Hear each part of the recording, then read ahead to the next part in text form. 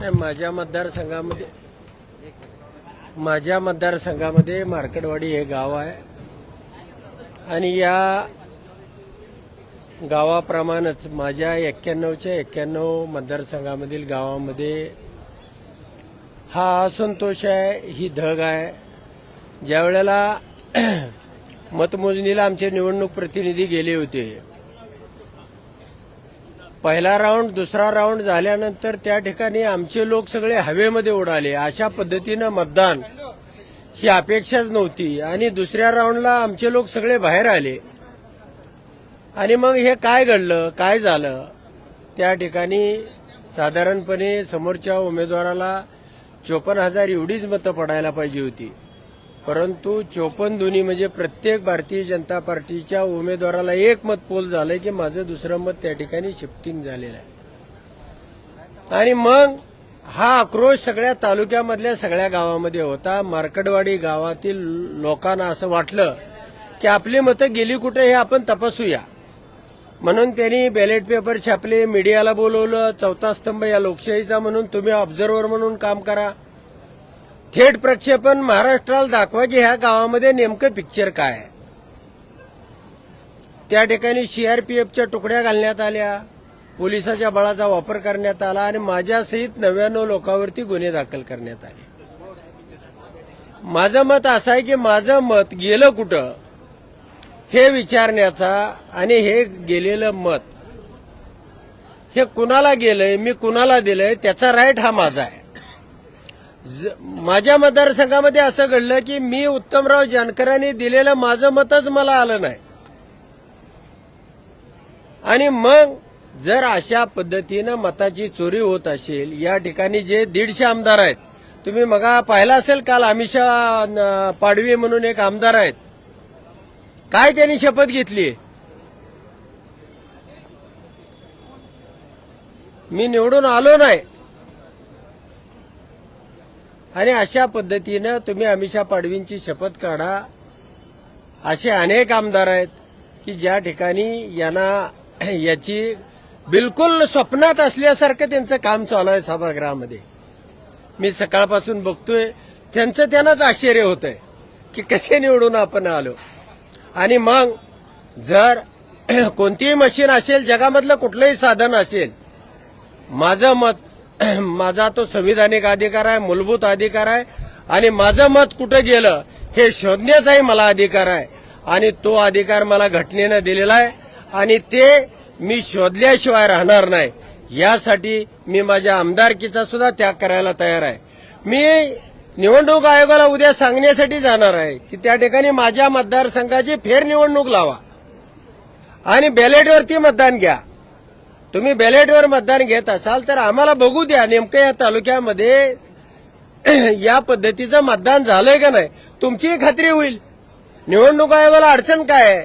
आणि एका गावाने मतदान घेतलं असलं तिथं काय त्याला संविधानिक काय अधिकार नव्हता, अथॉरिटी काय नव्हती, मीडिया घेत होतं आणि म्हणून पोटनिवडणूक घ्यायची। मी माझ्या पदाचा राजीनामा दिल्यानंतर निवडणूक आयोगाला पोटनिवडणूक ही घ्यावीच लागते, तो म्हणजे कायदा आहे आणि त्या माझ्या पोटनिवडणूक ही बॅलेट पेपरवरती व्हावी। निवडणूक आयोगाला याची चिंता का वाटते, का हे करत नाही? आणि निवडणूक आयोग असेल, सुप्रीम कोर्ट असेल, त्या ठिकाणी हा उत्तमराव जानकर न्याय मिळवल्याशिवाय राहणार नाही। नक्कीच आमच्या 91च्या 91 गावांनी ठराव केलेला आहे। मार्कडवाडी गाव हे 1400 लोकांचा ॲफिडेव्हिट त्या ठिकाणी करायला तयार आहे।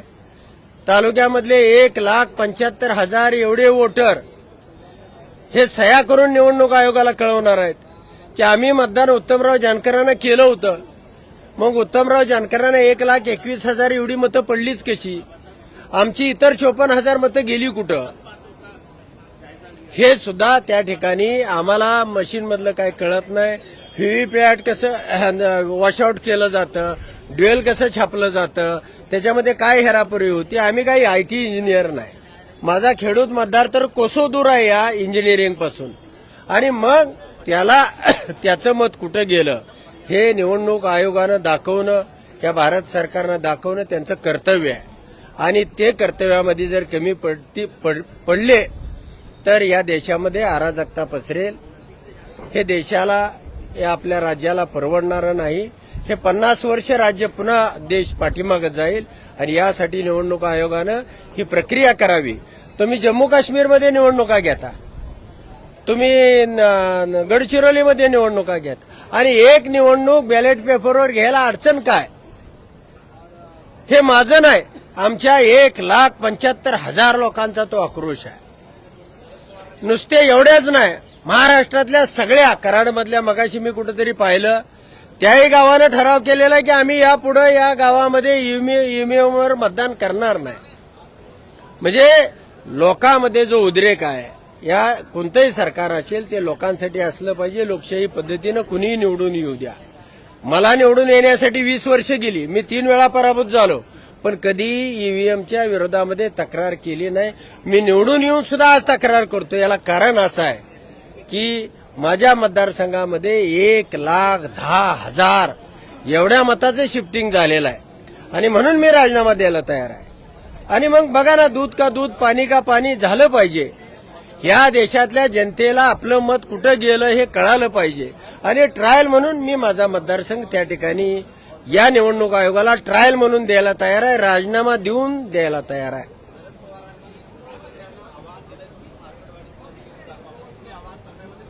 नक्कीच मुख्यमंत्र्यांनी जावं, प्रधानमंत्र्यांनी जावं आणि अशा पद्धतीनं जे काहीतरी पुलवामा दाखवायचं आणि मतं घ्यायची, 400 पार दाखवायचं आणि आम्ही कमी पडलो म्हणायचं, लाडकी बहीण सांगायची, लाडकी मशीन चालवायची, हे या देशामधल्या जनतेनं ओळखलेलं आहे. आणि आता हे फार काळ, फार दिवस चालणार नाही.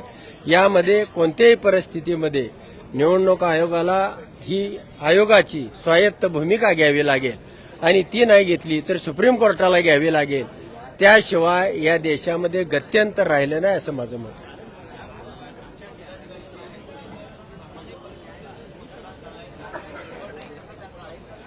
ते त्यांचेच अधिकारी आहेत आणि अधिकाऱ्याच्या पातळीवरती तेवढंच नॉलेज. जिल्हाधिकाऱ्यालाही फार मोठा तो तंत्रज्ञ असं नाही.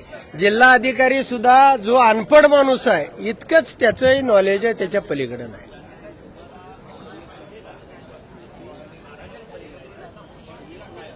नाही, नक्कीच मी काय वकील मंडळींना उद्या पवार साहेबांसोबत आहे, त्या ठिकाणी चर्चा होणार आहे.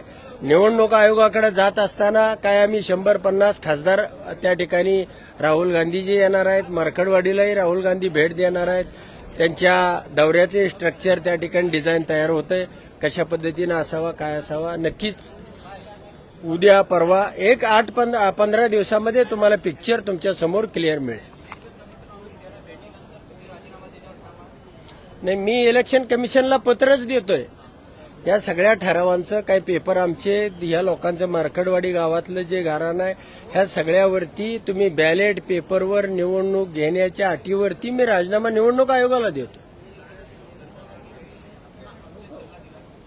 नाही, पवार साहेबांनी विशेष सल्ला देण्याची गरज नाही. मी लोकशाहीचा घटक आहे. मी आमदार नव्हतो तरी मी संघर्ष करत होतो आणि आजही मी या जे माझ्या बाबतीत घडलं ते या राज्याच्या बाबतीमध्ये, देशाच्या बाबतीमध्ये घडता कामा नये. याच्यासाठी जागरूक नागरिक म्हणून मला त्या ठिकाणी काम करणं हे माझं कर्तव्य आहे.